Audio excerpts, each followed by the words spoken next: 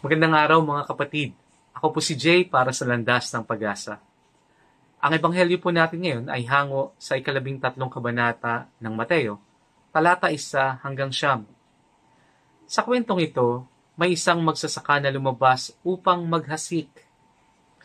Ang ilan sa mga binhi ay napunta sa tabing daan. Ilan naman ang napunta sa kabatuhan. Mayroon ding napunta sa dawagan at ang iba ay napunta naman sa mabuting lupa. Ang mga butil na napunta sa tabi ng daan, kabatuhan at dawagan ay hindi umusbong ng mabuti. Subalit, ang mga binhing napunta sa mabuting lupa ay lumago at yumabong. Kung ikaw ay tatanungin, alin ka dito sa mga ito? Ang pananampalataya mo ba ay makukumpara sa tabi ng daan? Sa kabatuhan? Sa dawagan? O ang pananampalataya mo ay tulad ng mabuting lupa?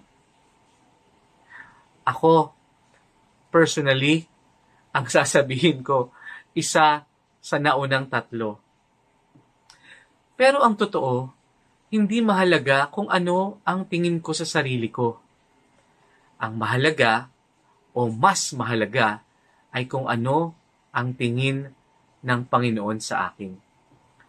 Kung babalikan natin sa unang pagbasa, Jeremias 1, sinasabi dito, sinabi sa akin ng Panginoon kay Jeremias, pinili na kita bago ka ipaglihi upang maging propeta sa lahat ng bansa.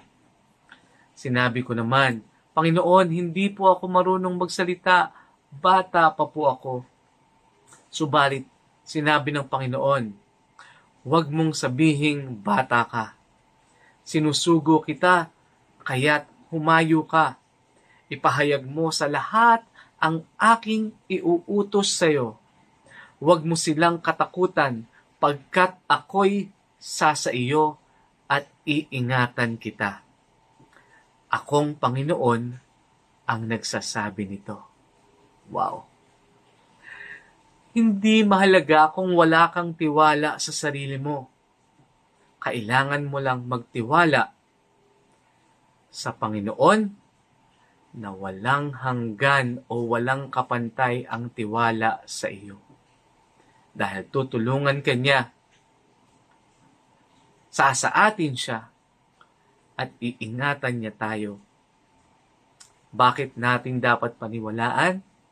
Sapagkat siyang Panginoon ang nagsasabi sa atin. Mayroon ka bang mga bagay na pawang inuutos sa iyo ng Panginoon? Para bang gusto niyang umpisahan mong gawin? Outreach ba yan? Tumulong sa mga nangangailangan? Kausapin ang mga taong palagay mo ay may mabibigat na problema? Humingi ng tawad sa mga nagawan mo ng pagkakamali?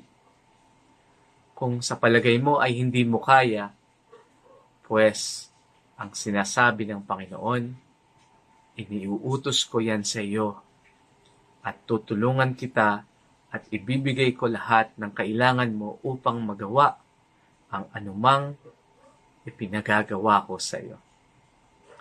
Panginoon, maraming salamat po dahil hindi mo kami hinahayaang kumilos mag-isa. Amen.